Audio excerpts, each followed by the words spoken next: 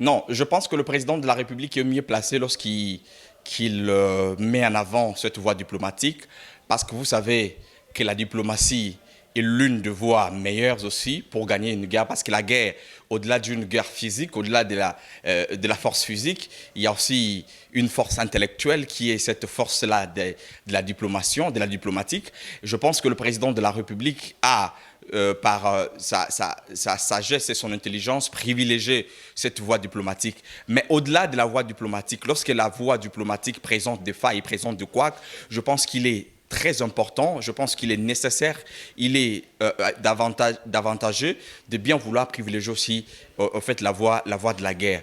Parce qu'il ne faut pas oublier que nous serons respectés que le jour où nous imposerons ces rapports de force. Oui, comme j'étais en train de dire tantôt que c'est une guerre existentielle qui n'a pas commencé avec le président Tshisekedi, alors il est vrai, parce que l'histoire, nous le connaissons. Nous connaissons que ce n'est pas l'euro, ce n'est pas les 1,23. Les 1,23 n'est que supplétif.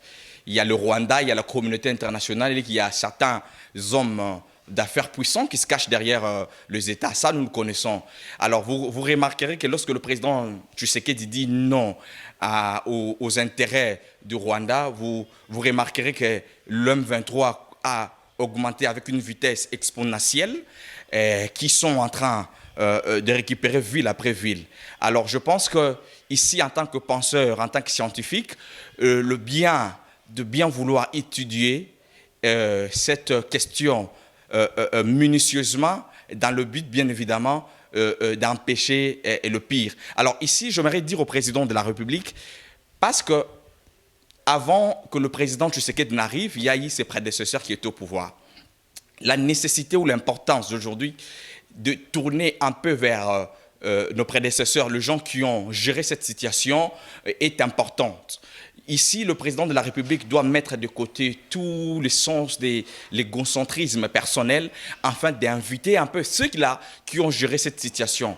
Parce qu'aujourd'hui, ce n'est pas les secrets des polichinelles. Il y a un monsieur qui est pétri de connaissances, Cheo Kitundu par exemple, qui a géré ces problèmes. Il y a tant d'autres, pour ne citer que c'est celui-là, mais il y a tant d'autres qui ont géré ces problèmes avec beaucoup de finesse. Je pense qu'il est très important que le président de la République essaye de faire asseoir tous ces gens-là afin qu'ils puissent réfléchir dans le sens de mettre un terme.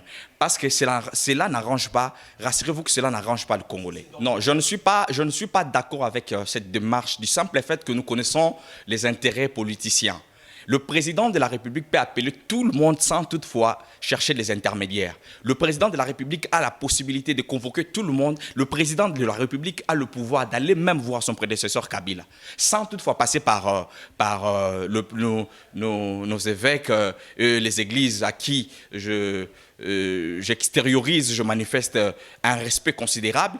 Mais ici, je ne suis pas d'accord avec cette démarche-là, du simple fait que cette démarche-là va aboutir à autre chose que de chercher la paix de la République démocratique du Congo.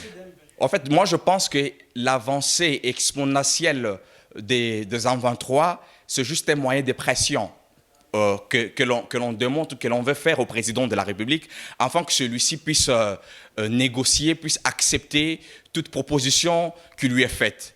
Mais le président de la République, en tant que nationaliste, je pense, ne veut pas céder. Parce que ici, le pays est un héritage que Dieu et nos ancêtres nous ont légué.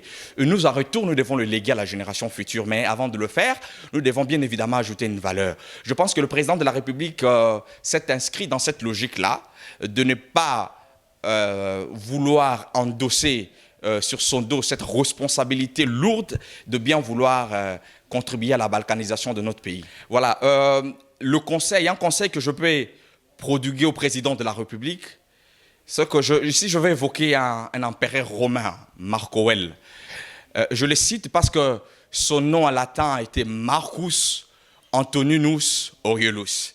Celui-là nous a appris en politique ce qu'on appelle le stoïcisme. Le stoïcisme veut dire rester zen. Ici, j'aimerais dire au président de la République de rester zen devant toute contrariété possible. Que le président de la République ne cède pas. Parce que Laurent Désiré Kabila avait dit que cette guerre va être de toute façon populaire. Une longue guerre et cela sera populaire. Et voilà pourquoi je dirais au président de la République de rester zen devant toute contrariété possible, parce que de toutes les façons, nous allons le vaincre. Que la paix quitte nos esprits et que Dieu vous bénisse.